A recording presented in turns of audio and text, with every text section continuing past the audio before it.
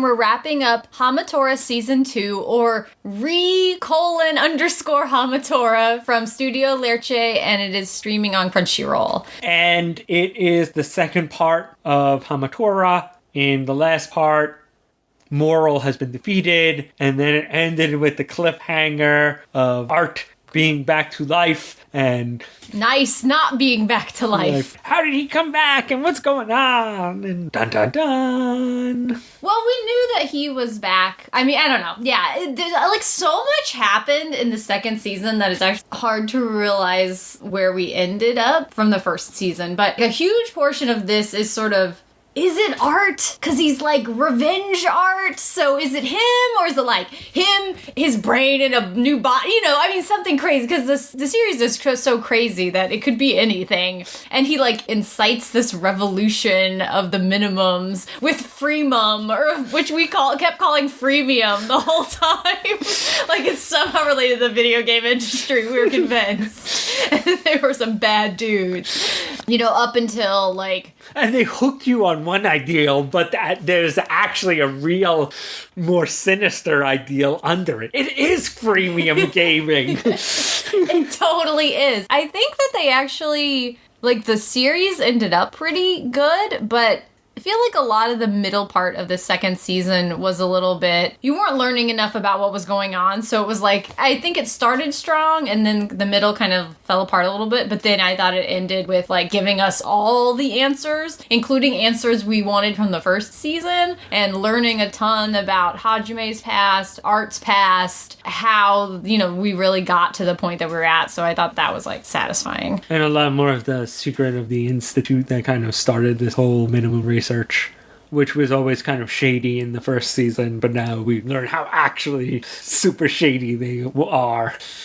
And then it ends also with clear points that there's still more story, that there's still, Freemum still has people supporting it, even though, of course, there's, a big defeat at the end of the season, so... Oh, and just one quick other thing. Also seeing the inner workings of the Institute explains how somebody like Moral was able to be in it so long, and nobody was like, I think you have ethical problems. Maybe you could go towards... the whole Institute is an ethical problem. Got it. We shouldn't really be surprised that is the case. I do feel like every once in a while you're like, why did everybody keep this dude on staff? I think someone in HR should have said, I think we have to let him go. Not here, though.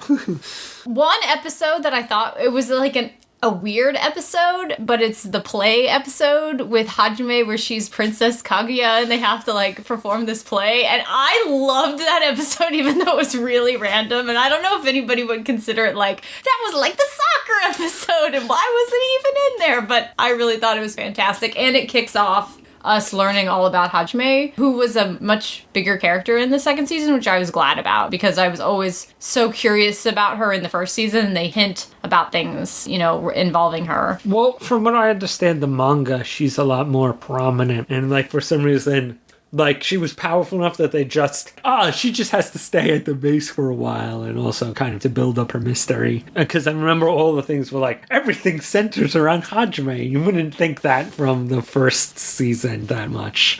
They keep making hints that she's much more important. They only kind of pay off in the second part.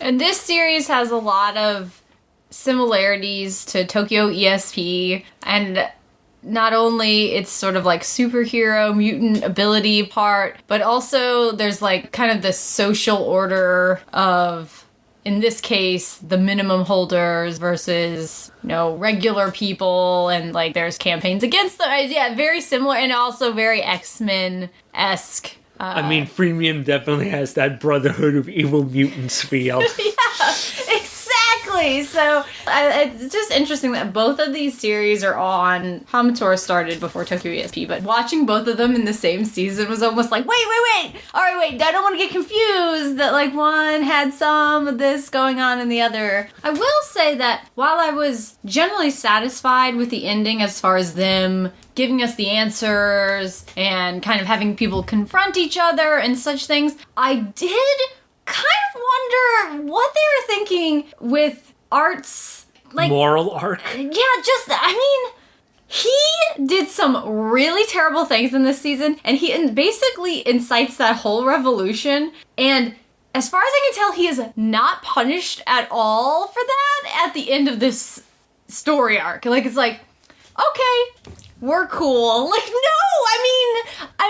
Like, one or two things happened to you, so I guess that makes it everybody even Steven. Yeah, I mean, emotionally and mentally, like, I think he was very much punished, but I kind of feel like he needed to go to jail or something at the end of this season. It just didn't seem like quite the level of payoff as far as punishment for things that have gone wrong. And so I thought that was a little bit weird. I mean, when you think about it, one or two major characters died because of all of this. It did seem like, well, you'll be remembered. I have to say, man, Hamatora, the animation in this show is so bad. It's just a badly animated series. Yeah, you can tell that they did not put in the hugest budget. And it does not help that the directing is really weird at times. Like, more so in this second season, don't you feel? I feel like it really depended from episode to episode, but they really like those. They loved a scene cut, just like really quick scenes. And they did that weird musical effect, and they usually like inverse colors on the scene before switching to the next one. It was really done in a very, I'm going to say, artistic way, or at least very Hamatora way, but I don't think it was like, it was jarring at times. Oh, I completely agree. And it's something that we saw pretty much go away in the last couple of episodes when the drama and everything starts coming together. There's a lot less of that, which was good. I don't know why they decided to bring that element in, but the series just overall has it's just got a weird vibe. Like, everybody's weird, the story's weird, the way it looks is kind of weird, but somehow it was all weird in a way that I was okay with and mostly liked. Yeah, it is a weird taste, and I'm definitely not for everybody, but it is just interesting how it was a very different take on essentially the X-Men story. And I'd like to see, this is another series where I'd love to see the manga license or something so that I could read it and see how different it is, but that it seems like it could also be very Western depending on like how it goes, just like Tokyo ESP and this. I feel like not enough people were watching either one, so. Alright, see you guys next time.